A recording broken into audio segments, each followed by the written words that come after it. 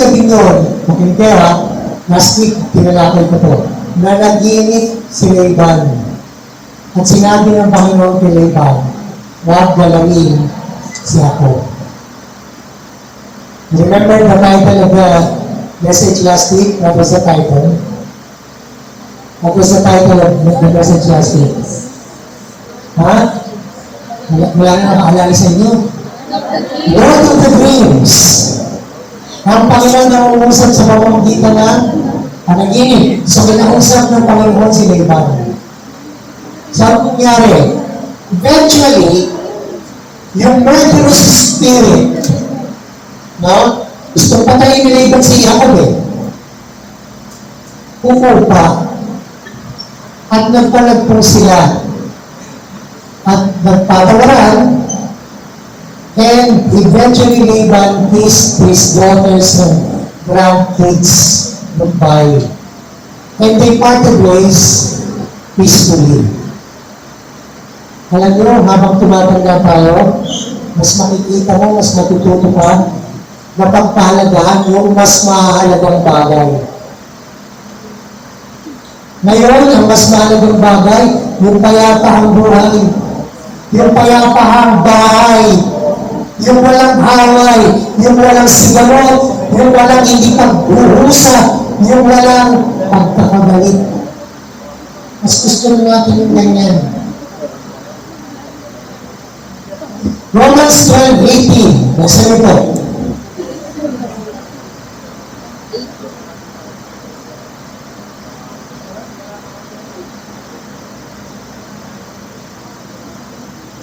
Sino po nakakita? Romans 12:18.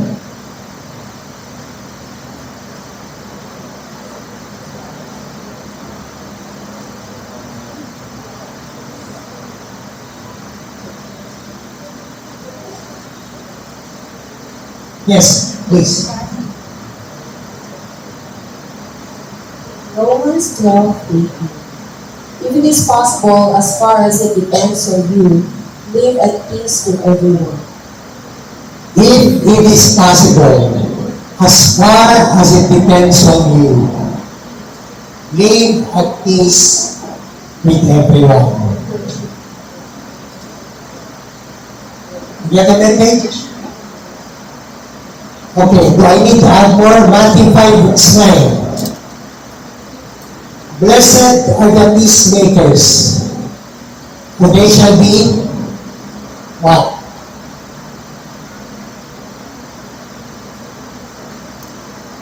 Kinakakalan mo. Blessed are the peacemakers, for what?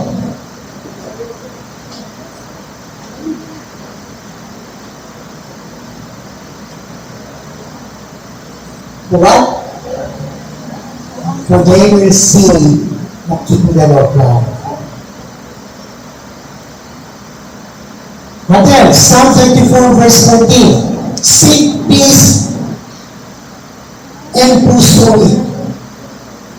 Sabi ng Diyos, hanapin yung kapayapaan. Habulin ito. Pursue it. So if at home we don't experience peace, then we should work for it. We should do something para ang kapayapaan ay ma-restore. Okay? Otherwise, that's Psalm 34 verse 14.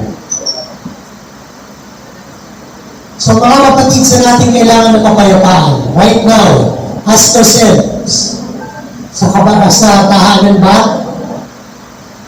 Kapayapaan sa pagitan ng mag-asawa? Kapayapaan sa pagitan ng mga magulang at mga anak? Kapayapaan sa pagitan ng mga kapatid? Ng mga magkakaibigan? O ng magkakaawang manggagawa? Co-workers? God is more than able to bring peace to those who seek peace and work for it. Okay, let's do it fast. Number 5. The value of forgiveness and reconciliation. Nagpula po muna ako.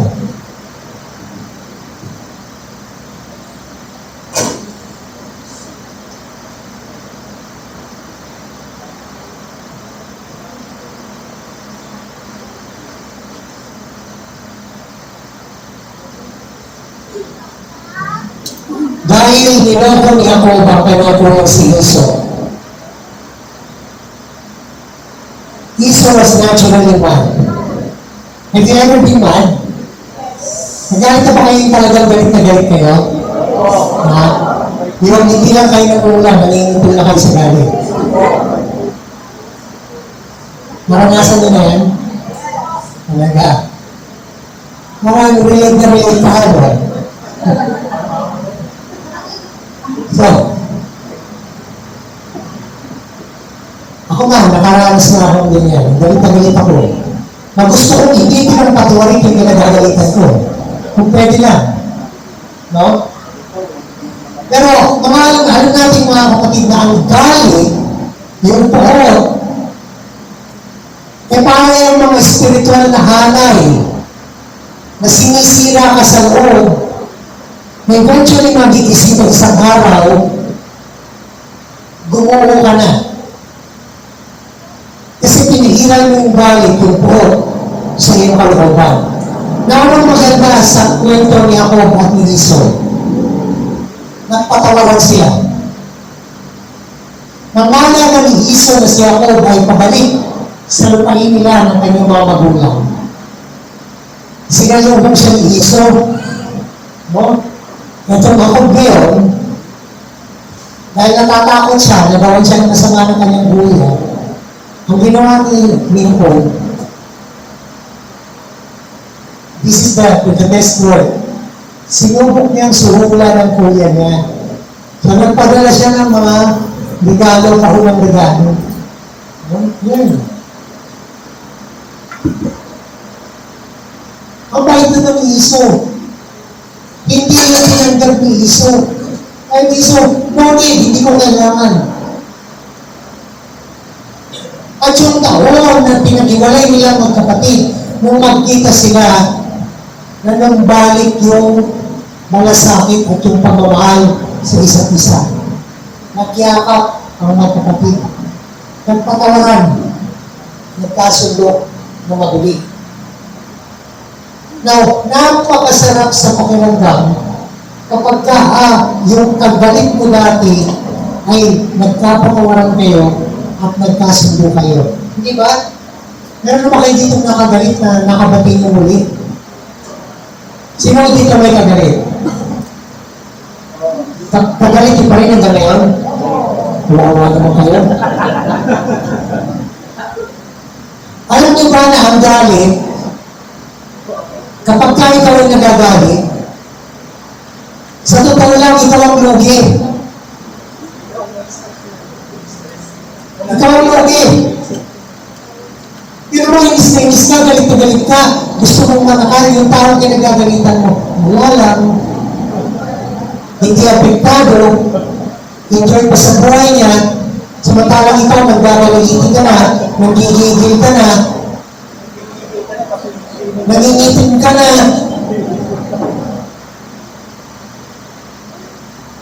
Meron akong kaibigang obispo,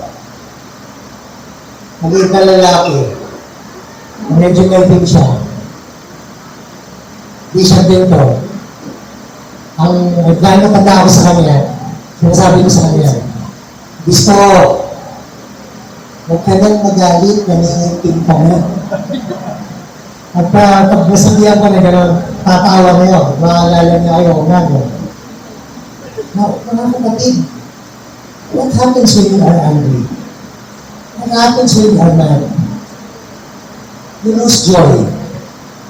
You allow yourself to be robbed of joy. Inanakawan ka ng kagalakan. Inanakawan ka ng kapayapaan. Inanakawan ka ng direksyon sa buhay. Kapag kayo buhot, yung galit, yung kawalan ng pagpapatawad, nananatili sa puso mo. Mga kapatid, tayo ay nagpapatawad, hindi para dun sa taong ating pinapatawad. Have you realize that? Pagka inisip ko, ba't ako magpapatawad? Hindi naman siya nag-sorry. Di ba ganyan tayo? Ganyan tayo. Ngayon, ba't ako magpapatawad? Hindi naman siya nag-sorry sa akin. Hindi mo siya lumapit sa akin, ba't ko siya patatawarin? Sabi pa ng iba, ba't ko siya patatawarin? Manigas siya. Pero alam niyo ba, na ang pagpapatawad, ginagawa hindi para dun sa tao na nagkasala laban sa iyo. Gagawin mo yung pagpapatawad para sa sarili mo. Para pumayapa ka. Para manumbalik yung buong pagkatao mo. Para manumbalik yung kapayapaan mo, yung direksyon mo, yung kagalakan mo. Yun, para sa iyo. There was a time that I was so mad with two friends. Then I learned na I'm the loser when I refused to forgive them. So araw-araw ang ginagawa ko, imagine ko yung sarili ko, parang ko sila across the table. Araw-araw. Across the table, parang ko sila dalawa. Nawakan ko yung kamay nila, hanggang sinasabi ko sa kanila, pinapatawad ko na kayo. And then I will release my hand. Symbolically. Araw-araw. Ginagawa ko yun. Until finally, I knew in my heart, napatawad ko na sila. Did I ever ask for apologies? Did they ever apologize to me? Never. Never. But when we met again, after 2 years, hindi na natin kailangan mag-sorry sa isa't isa.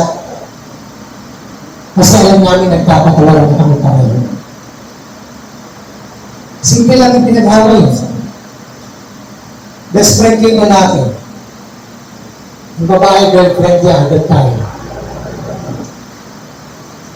Yung babae, nagsiselos, kasi meron kaming sariling oras yung boyfriend niya. So, kung gusto niya, yung oras namin magkaibigan, kanya pa rin. Sabi ko, okay, yun lang. Ikaw mo yung aking boyfriend mo eh. So, yung boyfriend niya, namili. Siyempre, pipiliin yung boyfriend. Hindi, aking boyfriend, ako lang pipiliin. Sa plano na nun. Pinili niya. Kaya lang, dahil doon, kasama kami na doon. 2 taong walang pansinan. Laki ng church namin. Sa likod. Pag dito ako dadaan, kung makita ko sila sa iyo doon, piliin ko ako sa kabila. Pag nakita nila ako doon, kapag nandito sa kabila, titiyakin ko, nandito ako. Nung hindi kami magkakasalito. Pastor na ako noon, ha? Dinistino ako sa ibang church. Dinistino ako sa ibang church. 2 taon. After 2 years, binalik ako doon. So sa original church namin pare-pareho, sabi ko, kinabahan na ako, sabi ko, nakupo. Ito na. This is it, pansit. Magkakaalaman na, kung talaga nagkakatawa na kami. In-appoint akong chaplain ng school sa Mormon Church. Meron kami school eh. So ginawa akong chaplain. Yung babae, ginawang guidance counselor. Patay! Sabi ko, magkasama kami talaga. Wala kaming choice. Makadalaw sa short. Question. Sino kailangan mo patawarin ngayon? Sarili mo? Magulang mo? Kapatid mo? Kaibigan mo? kapitbahay mo? Tandaan mo rin, you're the person who will forgive. You become the winner when you forgive. Finally, number 6, last support.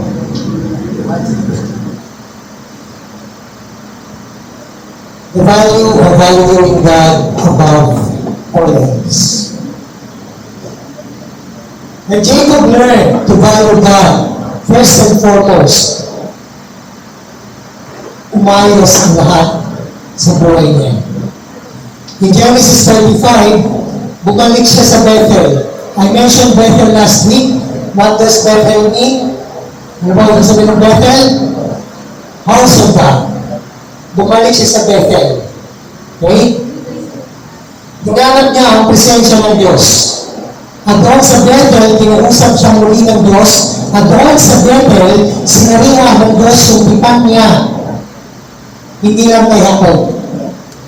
Okay, ito na. At Bethel, God renewed the covenant that God promised to Abraham, and then to Isaac, and then finally to Jacob. Lahat yung pinangako ng Diyos kay Abraham at kay Isaac, natupad kay Jacob. Nang si Jacob ay nagsimulang magpahalaga sa Diyos higit kanino pa man. As you grow older, you will see that the only thing of eternal value are truly necessary and important. God is above all else. Psalm 16 verse 8. Sabi dyan, I have set the Lord before me. Ilagay ko ang Panginoon sa unahan ko. 16 verse 8. Maski yan ang verse na yan, hindi ko sa inyo. Dito sa project ko. Bukit-bakitan nyo yan. And you will see that God is above all else. Magkakaroon mo, Hebrews 12:2, fix your eyes on Jesus. Luke 14:26, put God above all else, even above family. Mark 8:36, what does it profit a man to gain the whole world but lose his soul?